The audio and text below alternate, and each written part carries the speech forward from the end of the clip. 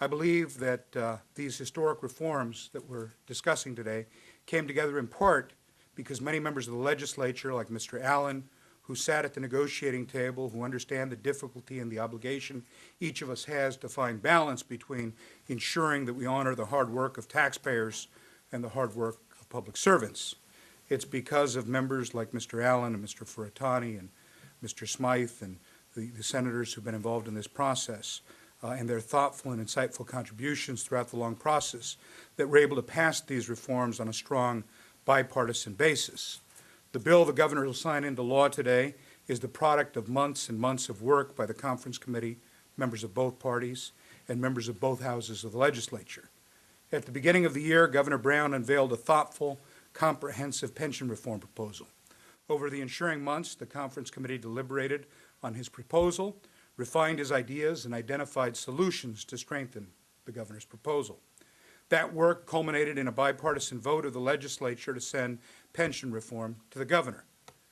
We have outlawed practices like double dipping and spiking, which artificially inflate pensions. We've imposed a cap on the yearly value of a pension to ensure that the people of our state are not on the hook for extravagant benefits.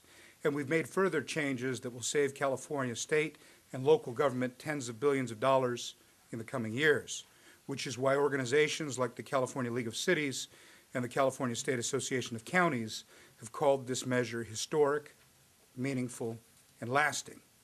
This law has already prompted a favorable reaction in the ratings agencies, with Moody's stating on Monday that the pension reform that we're discussing today will help the credit outlook for California and for local governments.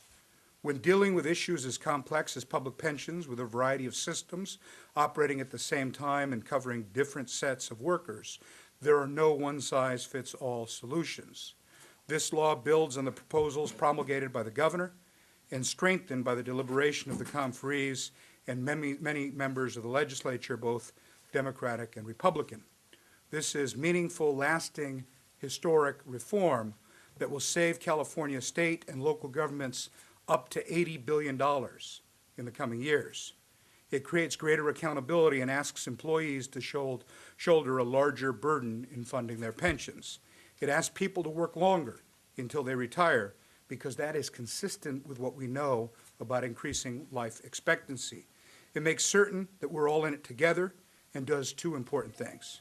First, it makes sure that pensions are affordable for the public in the long run, but it also makes certain that pensions are dependable for the men and women who serve the public for 20 or 30 years. This is a sober, responsible proposal that addresses the big picture of California's long-term fiscal health, and I am very proud of my colleagues for all of the hard work that they put into passing this historic legislation. As I said, this is the product of both parties and both houses.